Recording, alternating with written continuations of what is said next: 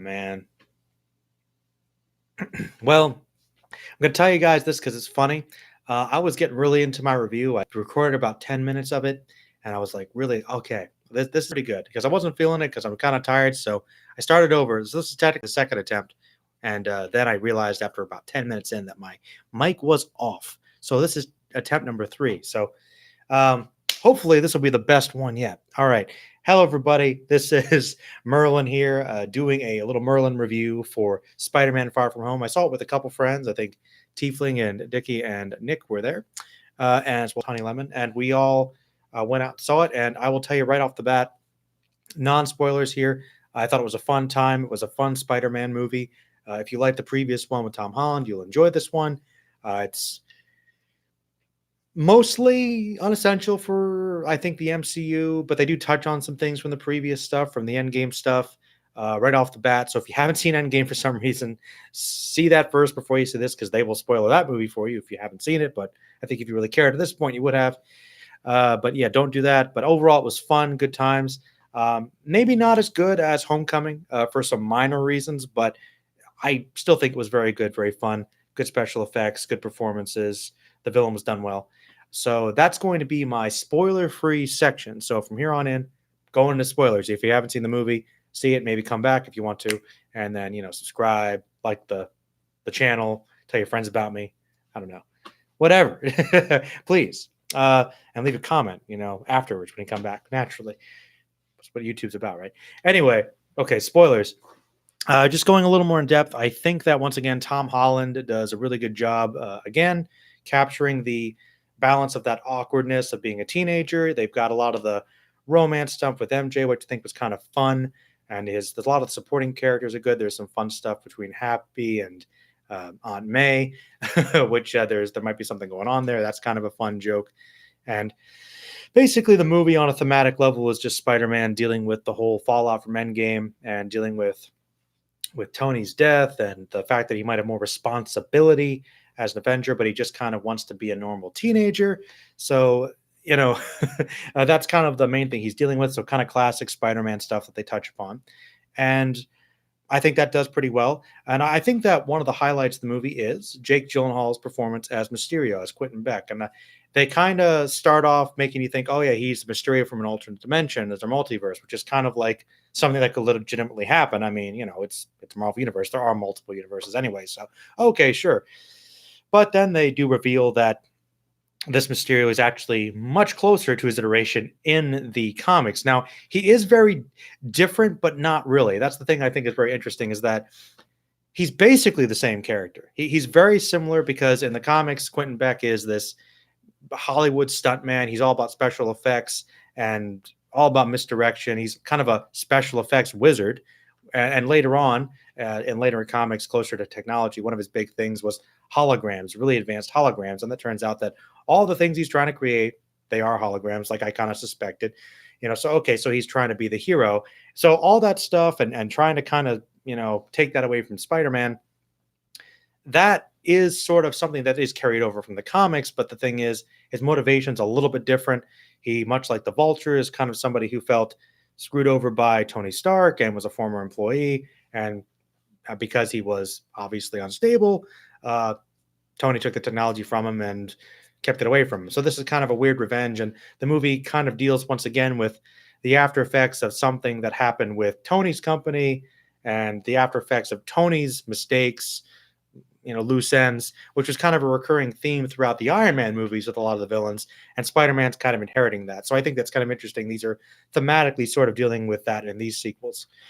And Spider-Man is obviously kind of chosen by Tony, and he gives him these glasses, which give him access to all these drones, which are kind of like this personal protection thing. But Quentin manages to trick Spidey into thinking that he's a good guy and has a father figure, and he gives him the glasses, and that's the whole plot is, oh no, he's a bad guy. He's going to try and pretend to be a hero because, if he can create all of these disasters, and even if people get hurt, people listen to him, and he can change the world for the better because he thinks the only way to do that now is to be a superhero and have superpowers, even though he's an intelligent guy. So, like I said, the motivation is okay. The character is kind of the same, but with a slightly different backstory and motivation, and they modernized him, and that's something that Tiefling and I liked for sure.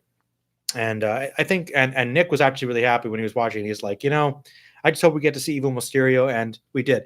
I kind of would have been cool as I was watching, like if this is an alternate reality Mysterio where he actually isn't like a bad guy. I'm like, whatever, sure. I was cool with that because like, well, he's still awesome. But no, they stuck very close to what Mysterio is kind of about. And I thought it was kind of cool. They're bringing back these kind of cheesier, slightly lesser known villains. I mean, to people outside of the comics, the Vulture, Mysterio, these are kind of villains I always liked because they are quintessential Spider-Man villains. They were in the Sinister Six a lot, but they're not quite considered high-level threats. They're not quite as iconic as like a Doc Ock or a Venom or a Green Goblin necessarily, but they're still pretty up there. And it's kind of cool to see them actually brought to the screen and done well.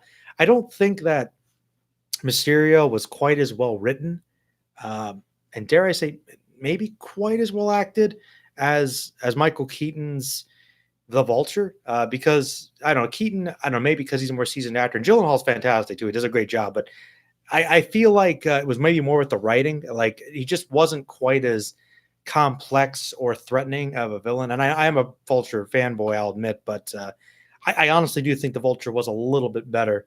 But Gyllenhaal still did a great job, and he does die though, which I thought was kind of disappointing. But there are other villains to choose from. But yeah, I was surprised they did that because they didn't kill the Vulture, and I think Scorpion was still there too.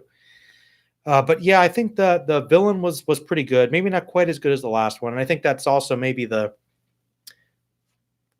biggest negative of the movie is that, and sort of related to that, the plot touched on some themes like the visuals with Mysterio. They touch into some stuff about Spidey's psyche, dealing with Tony's death and the ramifications of that, but they don't touch on it a lot. Like, and with the villain's motivations, just the whole plot. It's very fun, but it's enjoyable, but it's pretty safe. Like, I feel like we've seen better MCU movies. I think Homecoming was a little better. So my biggest negative fit is I think that it maybe didn't take that many risks. It wasn't really anything particularly new for anything in terms of the Marvel formula. But okay, it wasn't quite as good as some of the other movies, but it was still pretty good. And the other strength of the movie, I think, was the humor with the supporting characters. There was a lot of self-referential stuff, a little reference to Hydra Man. I kind of liked, even though he wasn't really in the movie. Yeah, with dealing with the whole awkwardness, the teen romance, the supporting characters, not quite as much from them this time. The teachers were there on the trip. I like the fact they actually filmed a lot of this on location in Europe, so that was actually pretty cool. But yeah, no, I enjoyed that. Um, that was pretty cool. I think Nick Fury seemed a little bit off, and we learned kind of his character seems kind of upset after having been blipped out of existence and then coming back and feeling just out of the loop completely. And he's not quite the same character. He's a little insecure in a way. And yeah, but the movie still wraps up pretty well. I think it's enjoyable. Now, I guess speculation wise, in terms of the real big spoilers, which would be the end credit sequences, the first one kind of is a cliffhanger, which Tiefling said he actually had some of an issue with. It was kind of that, okay, it was kind of cool that they had the Daily Bugle come out and Mysterio somehow, in the brief time they were fighting at the end before he died, recorded this little video saying, okay, Spider-Man's got all these drones that Tony gave him, all this power is in a 16-year-old's hand, and he's killing me. He killed me. Spider-Man's murderer, and I'm going to reveal his secret identity. He's Peter Parker. So right in, I think it was like, I don't know if it was Midtown Square or something, Manhattan, but basically all of New York, all the world pretty much saw that. So okay, we've got two classic Spider-Man things here. We've got the whole revealing his secret identity. Is he going to have to dodge around that? Is he going to have to avoid that? Or is he going to have to deal with people knowing that? Probably go back to the status quo. And also Spider-Man's a murderer. So they kind of combined the two. Spider-Man is a bad guy, and we know that he might be Peter Parker, which was, I think I kind of agree with Tiefling that maybe it was a little too soon to do something like that. Because if we're talking about ramifications, I don't know how really long you're going to have that plot point go. I'm sure that'll probably be resolved by the next movie, but it's like they've got to clear my name and prove to people that I'm not Peter Parker, because Peter Parker's got people that he cares about, and trying to do the secret identity thing is one of the few things that Spider-Man does that most other superheroes in the Marvel universe don't really do.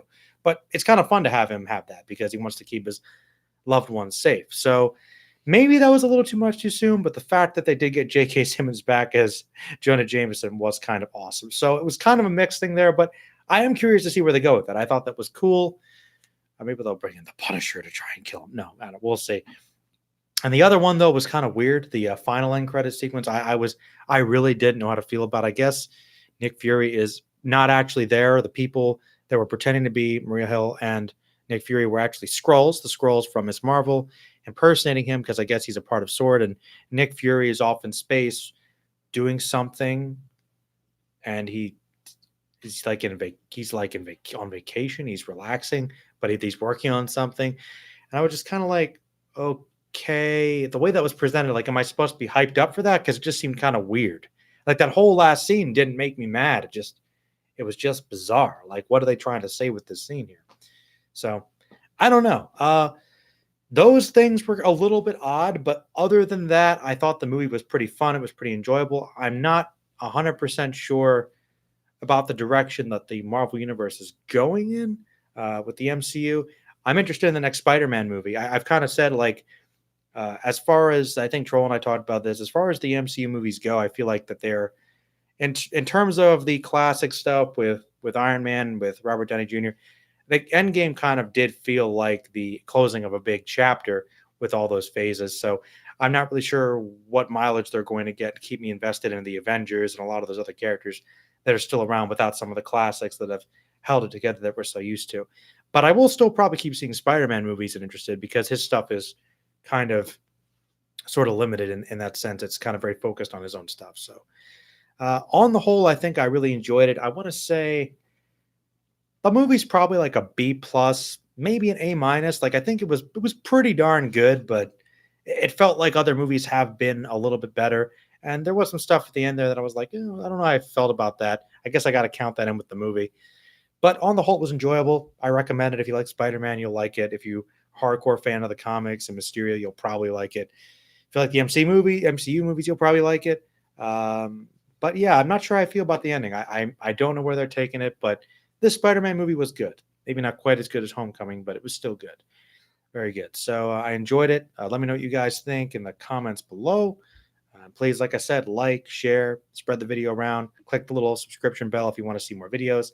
I'm going to have a new segment coming out soon that I'll be introducing with some more scripted, edited stuff. And in the meantime, I'll try to get these sort of things out. Maybe some more podcasts when I can. I'm coming up to my 100th podcast pretty soon, so I might do something special for that. And yeah, I think as far as movie reviews, this is probably the last big one I might talk about this summer. So for a couple months, I don't know if I'll be doing too many movie reviews. Maybe Tarantino's next movie I might put on here, but we'll see. Check out maybe some videos I might be doing on Dan Reviews It on that channel. And yeah, let me know on Facebook or something, or what's the movies you want me to talk about, and we'll see. All right, everybody. Have a wonderful day. Happy 4th of July is when I'm recording this. And I'll talk to y'all later. Stay magical.